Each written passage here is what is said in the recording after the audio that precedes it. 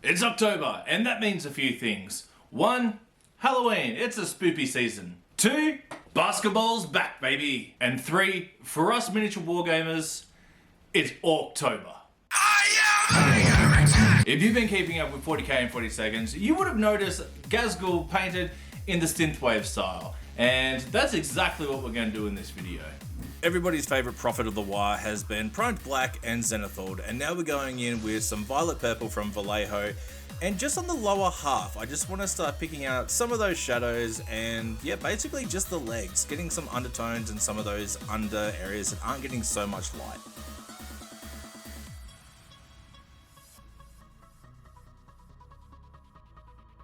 Now from a top-down angle, and basically the top half. We painted the bottom half just before, now we're doing the top half, because that's how it works. We're going in with Vallejo Model Color Pink.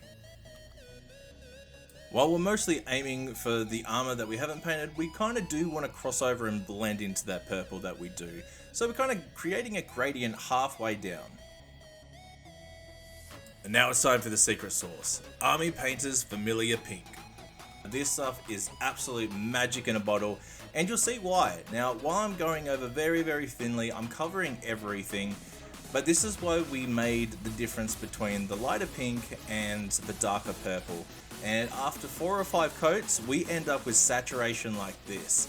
Now, I'm using Familiar Pink again, straight out of the pot with the brush, because that difference that we get between the airbrush and actually placing it with a brush is massive. Now, I'm actually going to paint over this claw, but I thought it'd be cool just to show you the difference between the two.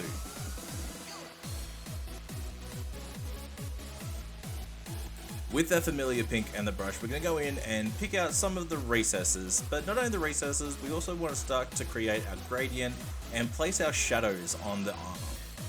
This is going to give us some depth, some life, and all around make it interesting.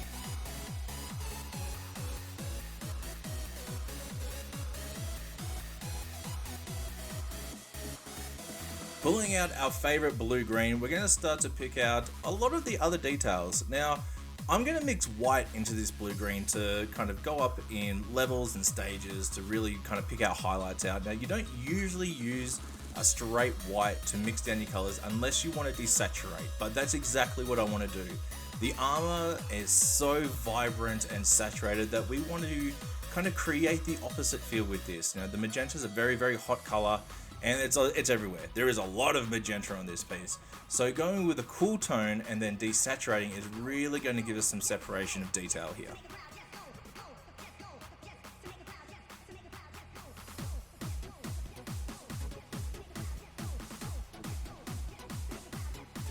With a little bit of that AK Interactive white mixed in, we're also going to use it to do a little bit of edge highlighting. Not a great deal, but there is a little bit, just to pick out some of those edges.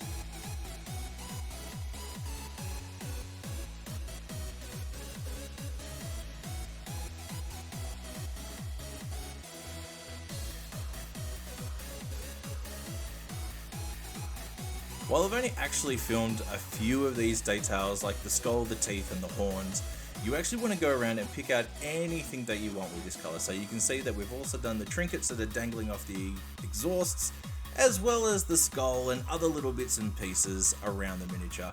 Now we're mixing a little bit more white. We're going to do this a few more times. There is a very, very gradual workup into white for the highlights of these details.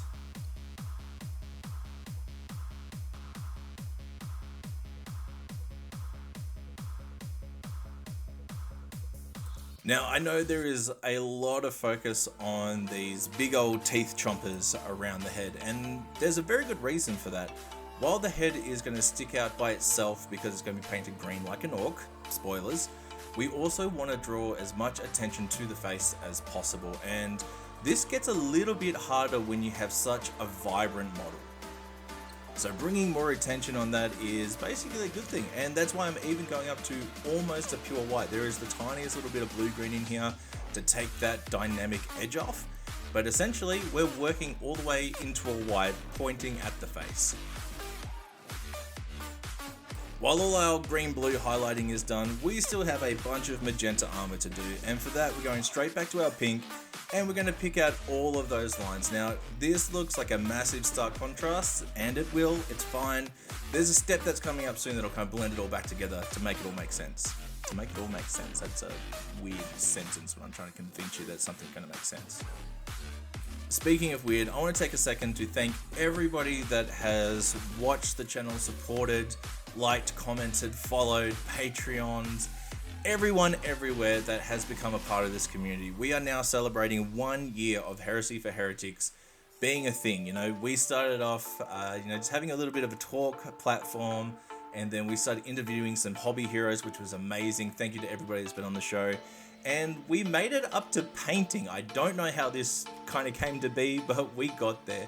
So a massive, massive, big thank you, big love. I appreciate the hell out of you guys. Let's get back to painting. After we've finished up with all of the mushiness and the edge highlights on all the pink, we're going to go over with AK Interactive's Fluorescent Magenta.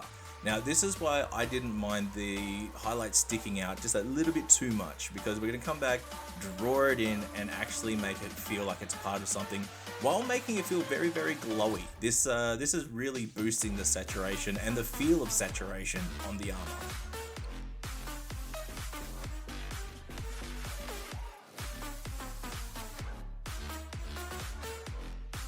Alright, it's that time, the claw. Now, I've done this a bunch of times in videos, but let's go over it again. We're starting off from a white base coat and going over with Imperial Fist yellow contrast paint. This paint, as far as yellows go, it's probably the most vibrant that I've ever come across, and it's probably something I'm going to keep using for this for a very, very long time. Like, the next thing will have to be absolutely amazing to kind of knock me off from using this contrast paint, which is really like the last Citadel paint that I kind of use at the moment. The next step is Rust Orange from Two Thin Coats, and we're just going to start painting in some base. So this is really just blocking in where we want the color to kind of start, and we'll come back with some glazes later to kind of fade that transition and make a gradient. We're going to go through, going to pick out a bunch of these sections on each individual finger or each different claw, working all the way to the back. You know, I think it's a lot easier to do that instead of kind of have to come up with another transition.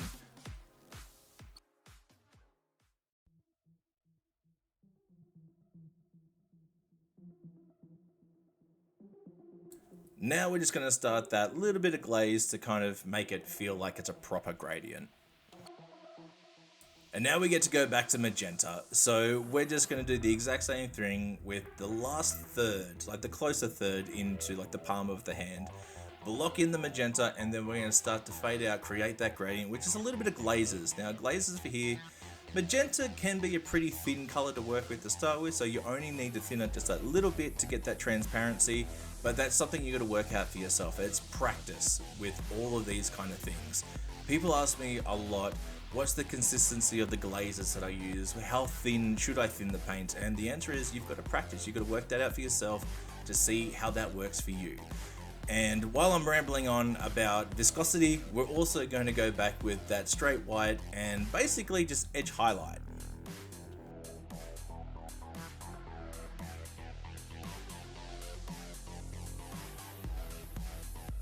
Now it's time. It wouldn't be an Orc video without painting some green skin. Now, I really like using uniform green for the base of this green skin. It's very pale, very desaturated, and it's just fantastic. And I'm just going over black, so I'm leaving the black in the recesses because I'm going to do this a little bit differently.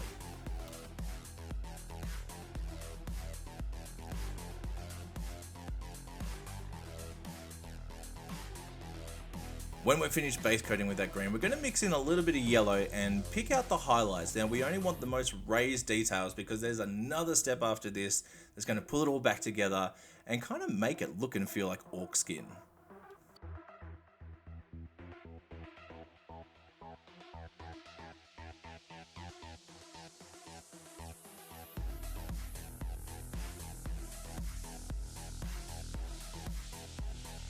Here's the magic touch for Orc skin. As far as I'm concerned, it is thinned down Army Painter Speed Paint Orc skin.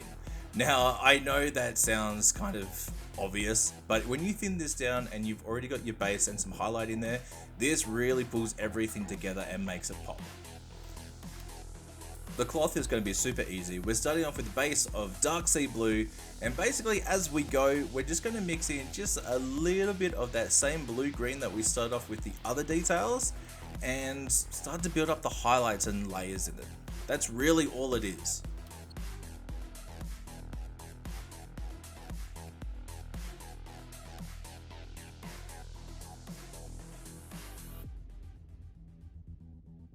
Each layer is again just a little bit more of that blue-green into the mix to kind of pale it out, cool it down, and add something interesting.